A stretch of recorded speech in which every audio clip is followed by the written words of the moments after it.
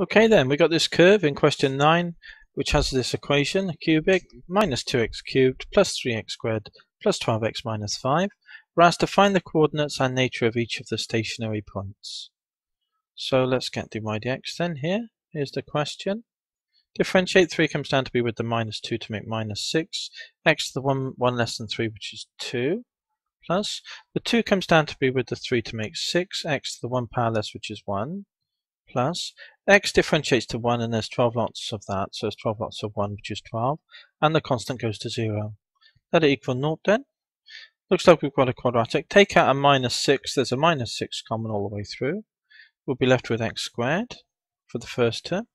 Then we're left with minus x for the second term to make plus 6x, yeah? And then we need a minus 2, don't we? Times minus 6 will give us plus 12. So minus 6 then, let's try and factorize this.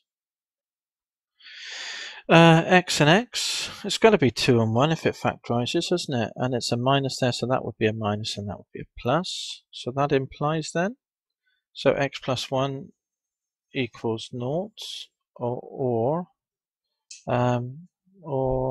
x minus 2 equals 0. And we get from that x equals minus 1 is the first value solution, a turning point, and x equals, move the minus 2 over to plus 2 and you get x equals 2. So there's our 2 turning points.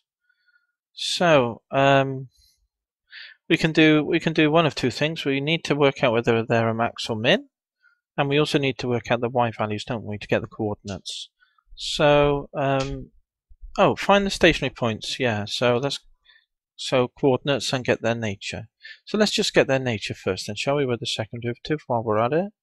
So d2y by dx squared then, so here, equals, just differentiate this thing here then. 2 comes down to be with the minus 6 to make minus 12. X to the 1 less than 2, which is 1, plus, x differentiates to 1, and 6 lots of 1 is 6. The constant goes to nothing. So that's equal to then minus 12 times x, and we'll put minus 1 in here, plus 6, and we've got minus 12 times 2, plus 6. This happens when x is inputted as minus 1, as we said, and this input is the value 2. This one is 12 plus 6 is positive, so we have a min. And this one is minus 24 plus 6 is minus 18, which is clearly negative. So it's a max. So now all we need to do is get the y coordinate now. At x equals minus 1, y equals, then what have we got? We've got minus 2x cubed plus 3x squared plus 12x minus 5. Okay, so the input value is minus 1 here. So y equals then minus 1 cubed is minus, times a minus is a plus, so we get 2 times 1 is 2. Minus 1 squared is 1, times 3 is 3. Minus 12, 12 times minus 1 is minus 12, and then we've got a minus 5. So we've got 5 take 5 is 0 minus 12.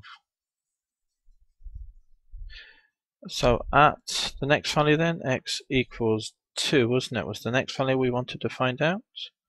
Y equals, well, it'll be minus 2, same process, so write down the same bracketed arrangement. Plus 12 times the bracket minus 5. The input for the x is 2 here, so you can put 2 in there. And what do we get? Okay, so we've got 2 cubed is 8, 8 twos is 16, minus 16. We've got 2 squared is 4, 3 fours are 12, plus 12. 12 twos are 24, minus 5. So minus 16 plus 12 is minus 4. Minus 4 plus 24 is plus 20. Take 5 is 15. Let's just check that again another way. 19 there. 29, 31. 31, 21. 15. Yep, that's fine. So turning points then, stationary points rather.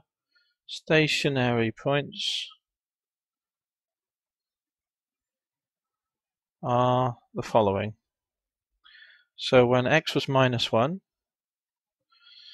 y was equal to -12, and that was a minimum, wasn't it? A min.